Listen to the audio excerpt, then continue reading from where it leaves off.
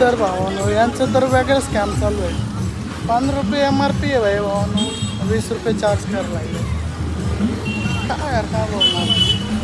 तर नमस्कार भावानो, माझं नाव आहे रोहित आणि मी बनवतो mini blogs. By the way तुम्हाला आठवत असेल की आपल्या गाडीचं इंजिनचं काम निघालं होतं ते की काल प्रॉपर झालं होतं. आणि छोटं मोठं ब्रेक ऑइल वगैरेचं आणि गाडीचे ब्रेक लाईट वगैरेचं ते काम करायचं होतं. तर आज फायनल काम करून घेऊया.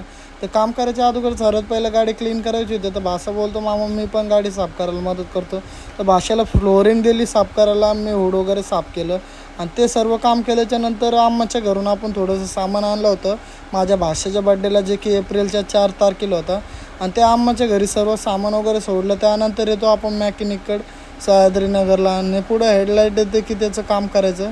आणि ते काम करायच्या अगोदर सर्वात पहिलं आपण आपलं व्हील्स कॅप असते ते खोलतं आणि निरमाच्या पाणी वगैरे करून मॅकॅनिक आपला ब्रेकचं सिस्टम असते ते साफ करायला लागते. आणि ते धुतलं वगैरे एक नट काहीतरी पट्टीला वेल्डिंग करून आणायचा होता. ते वेल्डिंग वगैरे केलं. त्यानंतर याचे फ्यूज गेले होते, वायरिंगचं काम सुरू केलं आता. तर याचा पूर्ण नवीन शॉकेटच टाकून द्यायला बोललो. बार आपल्याला टेन्शनच नको, एकदम फायनल काम झालं पाहिजे. तर वायरिंगचं पण आपलं सर्व काम झालं. तर भावानं आता सर्व काम झालेलं आहे आपल्या गाडीचं. राऊंड मारण्यासाठी आणलेली गाडी. तर हवा कमी वाटत होती, टायरामध्ये हवा वगैरे टाकली आणि पिकअप पण कमी वाटत होतं. तर एअर फिल्टर खोललं, त्याच्यामध्ये माहिती पडलं खूप जास्त धूळ बसेल होती.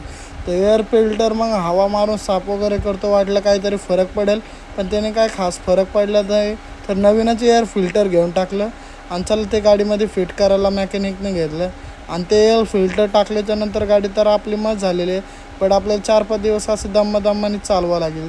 तर भावना आजचा ब्लॉग आपण इथंच एंड करूया. Thank you so much. Bye bye guys, love you ऑल्स.